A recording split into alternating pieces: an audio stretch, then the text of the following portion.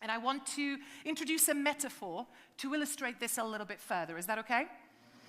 So let's imagine that the prefrontal cortex is this stage right now.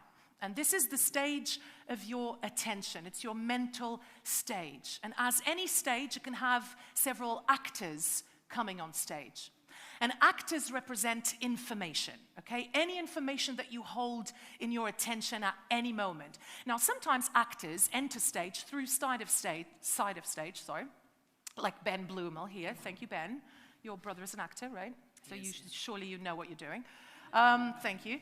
So Ben represents information that comes from the outside world, like Martha's 100 emails downloading in her computer. This is Ben, thank you very much.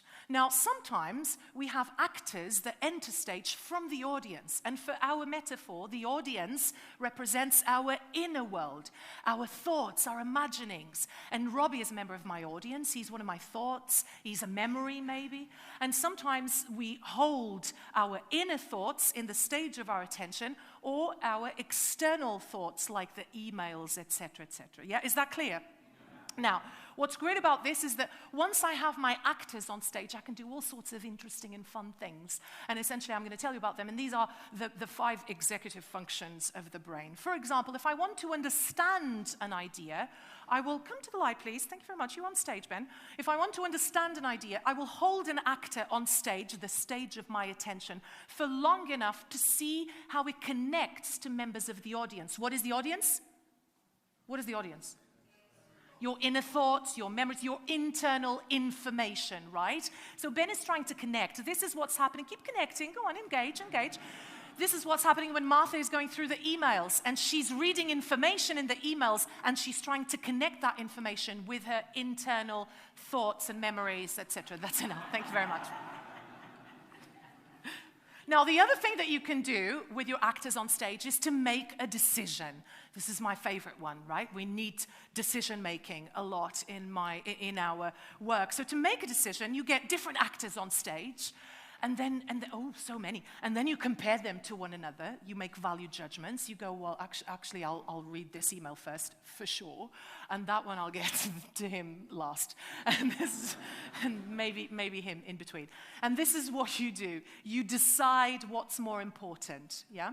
Now, the third thing that you can do is to recall information. Now, this is an interesting one. To remember something, you need to get actors from where? From the audience, your internal information, thoughts, memories. Now, Martha's sitting there and thinking, there was this thing that I learned in a management training course a few years ago about time management and email management, but it's too far back, especially if the memory is right at the back of the audience, like Charlie, by the way. She's part of this. She's not just having a thing. And she's... Yeah, thanks, Charles. But it's too far back, it's too dark, and you give up. You can't remember the information. Thank you very much, Charlie. That was brilliant. The other thing you can do is to memorize information. Now, to memorize information, you need to get external bits of information off the stage into the audience, right? They need to become your internal world. But that's not very easy to do, isn't it? Sometimes, especially if you're trying to memorize something or an idea and you happen to be driving at the same time or doing something else. Thanks, guys, that was awesome.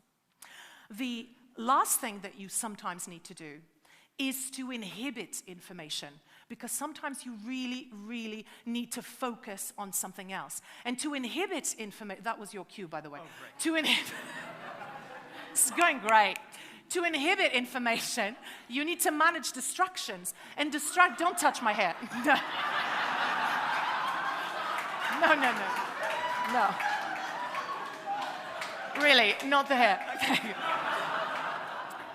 Distraction management is one of the toughest things to do, but it really is central to effective functioning. So you just need to clear the stage, please.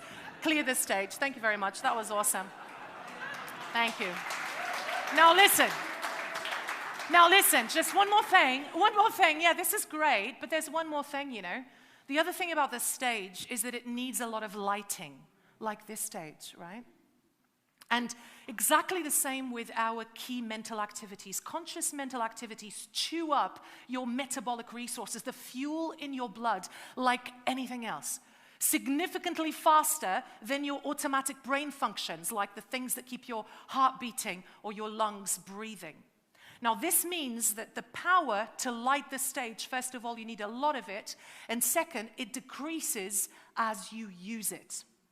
Doing hungry tasks on your mental stage, like complex thinking or making a decision or doing a presentation like this, could exhaust you physically after even just half an hour.